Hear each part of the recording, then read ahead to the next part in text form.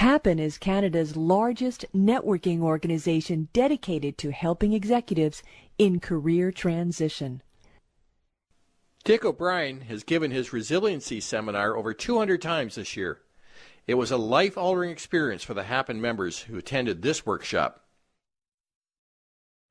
Last week I was watching CNN and they're filled with doom and gloom and all this other stuff going on and who's a liberal and who's a conservative, and they're talking about how complicated the world is and the world of jobs and whatever. They have a huge economic dude on there from one of the big banks in the States who talks about hiring, and they said to him, look, pull it together in a nutshell.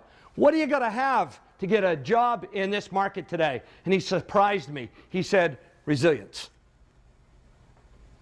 And most people, when they go in for an interview, they smell on you that you're not resilient. Resilience is about navigating.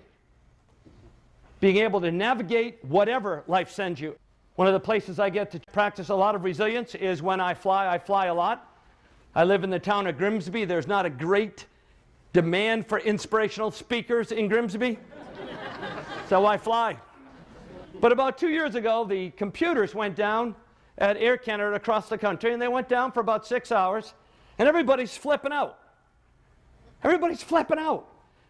You know, big red faces, big purple veins popping out of their neck, eyeballs going in and out, nose hairs picking up FM signals. People are just freaking all over the place. Do you honestly think that by having a little hissy fit in the airport, they're going to say, we're going to send a private jet down to pick you up? And yet we do this. If that man came into my office and sat down in a chair and went through a therapy session with me, and I looked at him, I could see the anxiety, the worry, the depression, whatever. And I would say, stop a minute, let me tell you why you're like that. Because life didn't go your way. If you can't deal with life when life doesn't go your way, kiss your happiness and your health goodbye. And probably your family along with it. Because life isn't supposed to go your way. Life doesn't care about your way.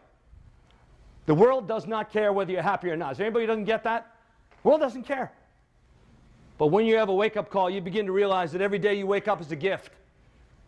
That every breath you take is important. And I'm looking for one person in the airport that day who's not flying, and they're in line, and they've been waiting, and the CBC or whatever goes up to them and says, sir, madam, you've been waiting for the last 6 hours. How do you feel about being stuck at the airport? And they turn to that person with a slight smile on their face, and they go, it just is.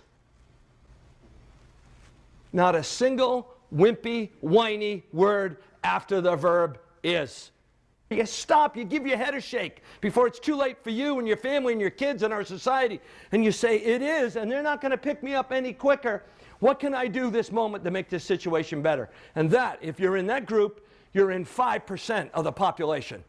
Because 95% of us are unconscious, asleep at the wheel, reacting to whatever's happening in our life, and it's impacting our health because your mind is hardwired to the rest of your body.